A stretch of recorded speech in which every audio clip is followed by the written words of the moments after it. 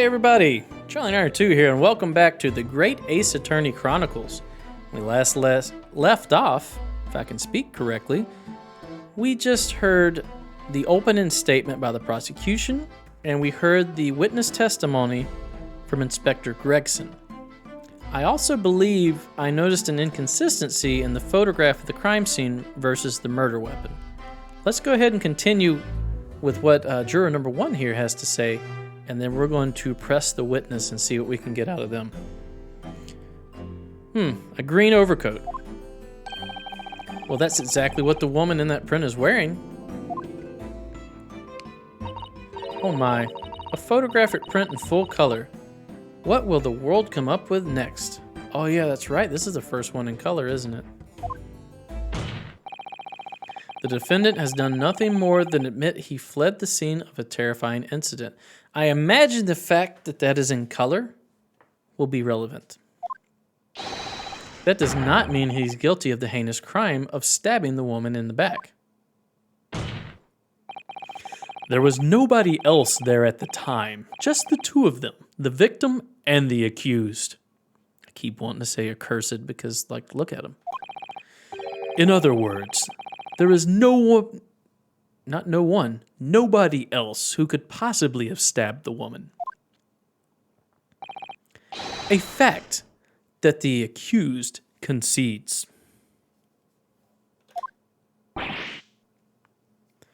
Ugh. Seems this cross-examination could prove to be pivotal, counsel. Proceed, please. Yes, my lord. Nothing for it. I have to use this cross-examination to turn the tables here. It's our only chance. Let's do it. Cross-examination. Mr. Natsume's arrest. As I said, it was 5 o'clock in the afternoon when the incident occurred, and there was an unusually light fog. So the fog wasn't as thick as it normally was. Let's press this. Hold it! Hold it. Some weird font. A light fog, you say? Well, light for London. You could see the opposite side of the street for once. Not much further, though. That's light, is it? Around these parts, yes. Not something I'd expect a Japanese fellow like yourself to know, of course. I've read that London is famous for its fog. But in my country, people usually imagine that gives the city a rather beautiful appearance.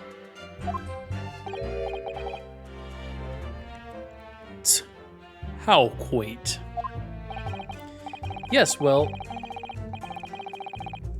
it's not something us Londoners tend to romanticize, as I expect you can appreciate. I see. At this time of year, the fog causes a large number of accidents, especially when it's heavy. Sometimes you can't even see your own hand at the end of your arm.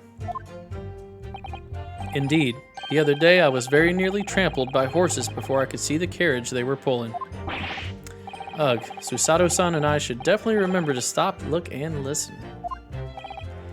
However, on the day that concerns us, the fog was somewhat lighter than usual. A fact no doubt lamented by the accused. Exclamation point.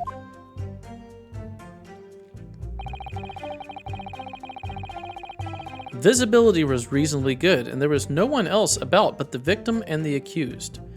That's not entirely true because they said they have witnesses that saw this happen. Even on the note, it says that the police officer on the scene saw it. Or at least saw the victim fleeing. Let's press this. How are you able to state that with any certainty? Quite simply, my learned friend.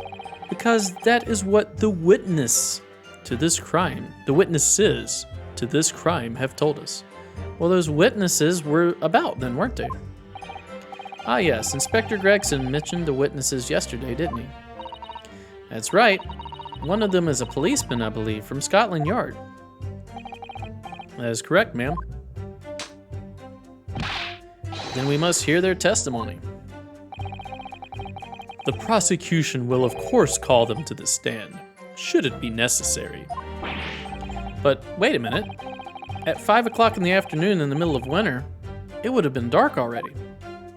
Streetlights. No matter how light the fog might have been, no one could have seen gas-lit street lamps. I'm unaware of the situation on your tiny island in the east. But here in the capital city of Great Britain, all main roads are illuminated in the night by gas streetlights. Ah, we knew this. The prosecution believes there would have been ample light by which to witness the crime. Quite. Here in London, for the first time in history, mankind has completely conquered the darkness. Which means we really need to hear those witness statements. If I could just get through the fog of this cross-examination, maybe we'll be able to. It seems the counsel for the defense is taking stock. Continue with your testimony, Inspector. Out of the blue, the victim was stabbed from behind and subsequently collapsed on the pavement. I still don't understand why you are the witness when you are basically just talking for the other two witnesses. This is like hearsay at this point because you weren't there. Victim was stabbed from behind and subsequently collapsed on the pavement. Let's press this. From behind, you say? That's right, as you can see from this print. Yes, quite so, Inspector. The handle of the weapon is clearly protruding from the victim's back. And you say this poor woman, Miss Green, remains in critical condition? Comatose, no less? I'm afraid so, my lord. Yes, she's been treated at Bart's. I was hopeful that she'd come round before the trial started, so I could take a statement, but it wasn't to be. Yes, that is indeed a pity. It would have been most illuminating to hear the victim's own account of events. Luck is on your client's side, it seems. On the contrary, my client has been exceedingly unlucky. Your force of tone is seriously undermined by those disturbingly wide eyes, I'm afraid. Ugh. The accused ran off, scattering his belongings all over the floor. Press that. Hold it! Mr. Natsume's belongings? I think you'll find it's all in there in the photographic print of the crime scene. Yes, 3 books on the floor. That's right, my lord. Second-hand books they were. Irreparably damaged after falling in the snow, of course. The accused could easily have carried all 3 books in one hand. Which means his other hand would have been free to wield a knife, for example. He's very clever, isn't he? What do you mean? He's made it extremely hard for you to assert that Mr. Natsume had his hands full with his books. He's managed to close the one avenue of escape we might have had before we even knew it was there.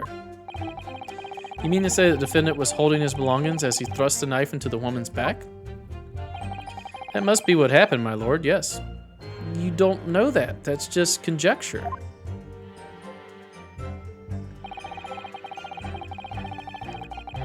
Those being a number of old books he'd just bought, he was on his way home from a bookshop, it seems. Press that. Press everything. I don't see any reason not to press. The defendant apparently visits a secondhand bookshop on a daily basis. Yes, so I understand. A shop full of old English literature. I commend the accused on the lofty subject matter of his scholarly attention. The bloke's room was stacked floor to ceiling with those musty old books. Can you tell us more about the bookshop in question, please, Inspector? Well, if I must, I'll have to ask you to look at the street map again, I'm afraid. Bourbon Books. The closest secondhand bookshop to the accused's lodgings is this place here, Bourbon Books. He didn't go to Bourbon Books, he went to your. A little place on the corner of Briar Road and Mearsham Street. He was coming the other way. As it happens, the accused is currently living in lodgings on the other side of Briar Road at the opposite end, which means it doesn't take a genius to work out the route he would have taken home. Something like this. The locals map information has been updated in the court record. Yes, I concur with your conclusion, Inspector. The defendant would certainly have passed the scene of the crime on his way home from that particular shop. Mr. Naruhodo, I think that what the inspector just told us could turn out to be of vital importance. Of course, he went to a different bookstore. Yes, I agree. Most important point that the inspector just made being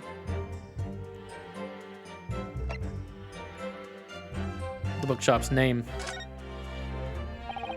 Inspector Gregson, may I ask you a favor? What? Would you kindly add the name of the bookshop to your formal testimony, please?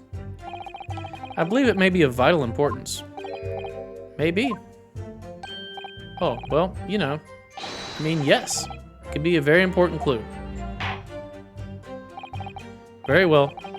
Not that I can see it being of any great significance, but please revise your testimony accordingly, Inspector. Yes, sir, my lord. Whatever you say.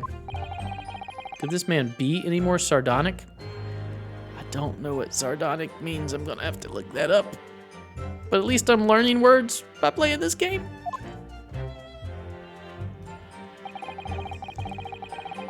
He was on his way home from Bourbon Books, a secondhand bookshop he apparently patronizes. No. We are going to present something here. Because this secondhand book receipt, let's look at it, says your books. So we are going to present this. Objection! Objection! If I could just stop you there, Inspector Gregson. What is it, Sunshine? I'm a busy man, you know. I really want some of those fish and chips you got there. This is a receipt that we found in Mr. Natsume's room. It was issued on the day of the incident and details the purchase of 3 second-hand books. And you found that in the accused's room, did you? Yes, but the point is not where the receipt was found, but the name of the shop printed on it. Go on. This receipt was issued from a bookshop called Your Books. Your Books? Y-O-R-E, I presume. Yes, my lord. So Mr. Natsume did indeed purchase a number of books at a second-hand bookshop that day. However, the bookshop in question was not Bourbon Books. Eh? What? Inspector, do you know of this other bookshop? Yes, sir. Your Books is another second-hand bookshop not far from Bourbon Books. It's just that, well, it's such a small place, I didn't think the accused would have known about it. Objection! But in fact, that is the bookshop which the defendant visited on the day in question. And this receipt proves it. Objection! Yes, for what difference it makes. Wherever the man purchased his musty tomes, it makes no difference in the final analysis. You're smarter than that, Van Zykes. It's going to mean that he probably took a different route home. Objection! I disagree. I mean, after all, I have the street map here, if that might be of help. Oh, yes, thank you. Have a look at this, please. If the defendant had been returning from Bourbon Books, then yes, he would almost certainly have passed the place where Miss Green was attacked. However, if we take into account the fact that he was actually at another bookshop, Your Books, it may very well turn out that he wouldn't have passed that location at all. Could that be true? My, it rather depends on where this other bookshop is, but I do declare it may be a possibility. Is that right, Mr. Lawyer, sir? What you just said? Absolutely, it absolutely could be right. Watch Your Books be right in front of the other bookstore. Hey, Inspector Gregson, where is this Your Books establishment? Well, obviously we looked into that. Turns out that Your Books, so he could have taken either way. It's just here on the next corner of Meerschaum Street going east. Locals map information has been updated in the court record. That doesn't disprove it. And there you have it, as you can clearly see now. Oh. Hallowed chalice time.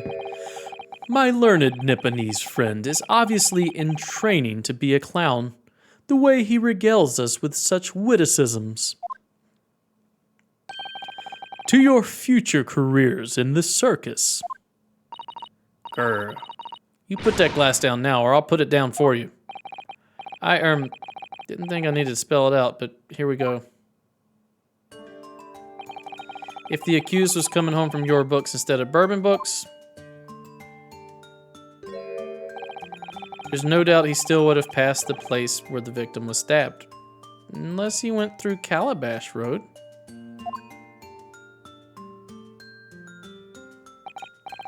Yes, thank you, Inspector. Ugh. Allow me to reiterate for my learned, if somewhat slow, Nipponese friend. Wherever the man purchased his musty tomes, it makes no difference in the final analysis. Arg! I think it does, though. He could have took either way. As I suspected, you can't fool me, and I don't suggest you try. What did I say, eh? I've had enough of this now. Beg your pardon. Terribly sorry, but would you mind repeating that? Mr. Naruhodo, we mustn't give up. What do you mean? If the prosecution's assertion is correct, the members of the jury may very well decide that Mr. Natsume is guilty. Ah, she's absolutely right. We must think. We must consider the assertion just put forward by the prosecution very, very carefully.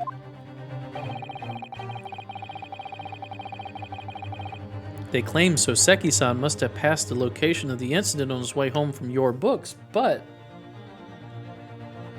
let's raise an objection. It doesn't mean he must have taken that route. The assertion just made by the prosecution is fundamentally flawed. I don't know about it being flawed. I just mean that, like, he could have went either way. Explain yourself, counsel. Yes, my lord. You can see what I mean on this map. When returning from your books to his lodgings, Mr. Natsume could have followed the route suggested by the prosecution. However, that isn't the only conceivable route to take between the two places. If the defendant used these streets, look what happens. He arrives back at his lodgings without passing the location where the victim was attacked. Objection!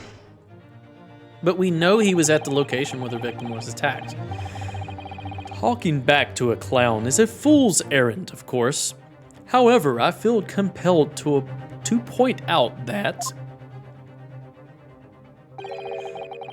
route is what is commonly referred to as the long way round.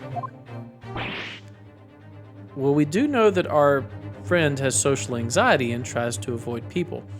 On a cold winter's night, why would any man choose to take a longer route home? Well, the answer is extremely simple. He wouldn't. In other words, the accused took the obvious route back to his lodgings and is the obvious perpetrator of this crime. Objection! But, aha, yes, I've got it. Obviously, we must ask the man himself. Ask Mr. Natsume which route he took home. I have already informed the court of the accused response to such questioning. He claims he has no recollection. That's right. As I said, the bloke seems to spend his time outside wandering aimlessly from A to B. That day was no exception. He says he doesn't remember where he was or which route he took home. I don't believe this.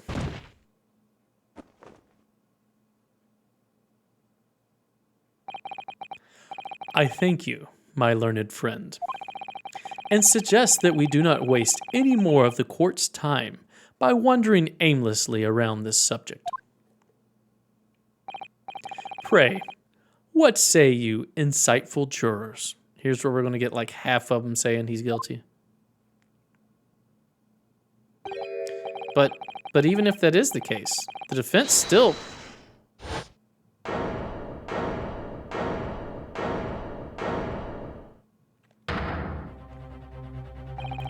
I agree with Lord Van Zykes, wholeheartedly and in every way.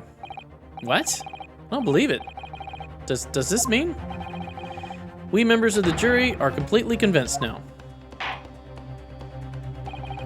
Very well. In that case, I hereby call upon all members of the jury to present your findings to the court. We haven't even went through the trial yet. Guilty. Guilty. Guilty. Guilty. Guilty. Guilty. Guilty. Guilty. Guilty.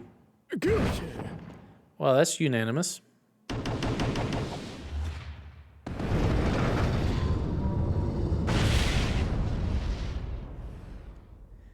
Well, we got to do that one thing we did before. It would appear the jury's leaning as unanimous.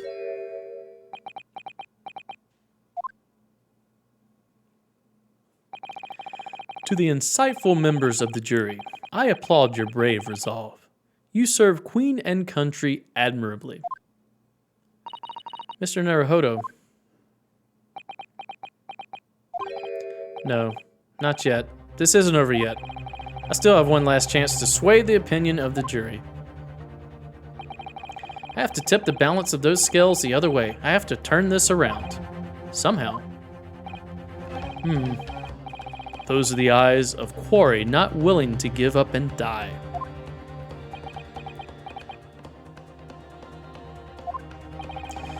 So I presume you intend to wield your rights again in this trial. Rights of the defense written into antiquated British law that should have been buried long ago. You darn tootin' we do. Call it antiquated if you will, but it's the defense's prerogative to carry out a summation examination if it so chooses. Very well, counsel. In accordance with the letter of the law, we shall proceed with a summation examination. Are the members of the jury ready, Mr. Foreman? Of course we're ready. I'm all too familiar with that Nipponese whippersnapper and his unctuous refusal to throw in his alley. Very well then, ladies and gentlemen of the jury, we each explain on what grounds you have determined the defendant be guilty, and then we have to pit them against each other. Judicial Findings. The jurors' contentions. For pity's sake, that little Nipponese oddity already admitted it himself, didn't he? If he said that a woman in green collapsed before his eyes, well, it can only have been the victim. Could it have?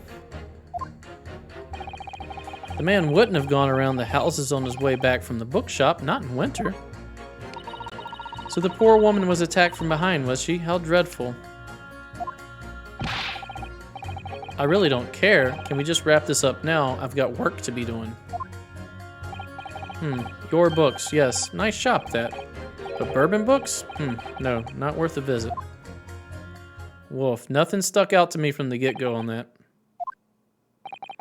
With only minor exceptions, the reason for finding the defendant guilty are all too clear. When the stabbing occurred, the only two people at the scene were the victim and the accused. And the accused himself has admitting to seeing the victim in her green overcoat sink to the ground before his eyes. Furthermore, we have heard from the inspector that the defendant then fled the scene. I must say, I would have ample grounds to convict this man already. Really? That's enough to convict the man. Oh dear, even the judge appeared convinced of Mr. Natsume's guilt now. Why did he have to run away like that? And how are we supposed to believe in some phantom attacker that nobody could see? This is impossible. How can I possibly make a case for the defense? Mr. Naruhodo, this is no time for grumbling. If we want to force the trial to continue, yes, I know, I have to turn the tide. I must make the jurors change their minds. Well, 4 of them at least. Exactly. We have no choice but to forge forward. You have the floor, counsel. Begin your summation examination. Yes, my lord.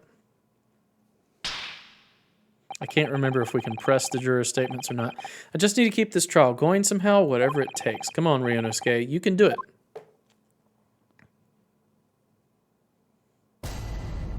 Jury examination. The defense's rebuttal. We can press. For pity's sake, that little Nipponese oddity already admitted it himself, didn't he? Let's press this. Hold it! Excuse me, but aren't you? Yes, that's right. I was in the witness stand myself just 2 days ago. Yes, I had a feeling I knew your face. Or the sight of it, anyway. If I remember correctly, you're a banker, aren't you? That's right. After the gold rush down under, I came back to London to work. Down under? So you went to Australia? And it was all going swimmingly until you started fossicking around. Bruce Fairplay was a man of repute. Sorry? Don't think I've forgotten how you treated me the other day. You had me and that young hatter pegged as criminals. Oh, well, you know, water under the bridge. Now, there's all sorts of rumors buzzing around, and the police have been badgering me non-stop. If I could turn back the clock. Well, anyway, I don't know about the hatter, but at least I'm in the clear now. And free to make up my own mind about who's guilty and who isn't. Thank goodness. Alright, maybe I might struggle to change this man's mind given our awkward history. Oh dear, I wonder what's become of Mr. First now. He's 2 seats over. If he said that a woman in green collapsed before his eyes, why, it can only have been the victim. There can be multiple people wearing green. Hold it! You're right that at the time of the incident, the defendant admits to having seen someone wearing the green overcoat walking ahead of him. Well, quite. That's precisely my point. Clearly, that someone wearing green was the victim. And clearly, that funny little Nipponese man with the disturbing mustache is the culprit. But let's not forget, madam, the defendant vehemently denies attacking the woman. Why, of course he does. If he admits to stabbing her, his life is over. The man is obviously a liver-faced coward, honestly claiming the woman simply collapsed before his eyes. But if that's a lie, as you're suggesting, do you not think he would have concocted something more credible? Oh, I really couldn't say. After all, you're foreign. Who's to say what goes through your funny little minds? Racist. I could tell you what's going on through my funny little mind right now, but you wouldn't like it. I do declare the man has already made the admission. He himself has stated that there was nobody else around. Surely the conclusion is obvious. No one else could possibly have committed this awful crime. Ugh. If no one else could have done it, the accused must be the man. Really, it couldn't be more simple. Your argument is compelling in its simplicity, I must admit. Oh my, you are too kind, my lord. That went well for her. This is First, right? This is Mr. First. The man wouldn't have gone around the houses on his way back from the bookshop, not in winter. I mean, he could have. Hold it! But you can't deny that there are other routes Mr. Natsume could have taken back from your books. Oh yes, like you drew on the map, you mean. What was it, Calabash Road or something? Precisely. But it seems to me that what counts is whether the little Japanese fellow actually went that way or not. Well, yes, that's true. And at that moment, there's no proof that shows he did, is there? Well, yes, that's true as well. And as I understand it, the accused himself doesn't remember which way he went, does he? Well, yes, that's annoyingly true. Winter nights are dark and cold, so the way I see it, you'd want to get home as quickly as possible. Well, yes. Why is all this true? So really, the only thing that makes sense is that he went home along Briar Road. Hard. I'm supposed to be convincing you here. I've given a lot of thought, you know. I didn't just make up my mind on a whim that he did it. I mean, if there was some logical reason why he might have gone the Calabash roadway, it'd be different. I'd be happy to reconsider my position in that case. Honest, I would. A reason why Soseki-san might have taken the longer way home. Yes, a good reason. I don't imagine you'll be able to sway this young man's opinion without one.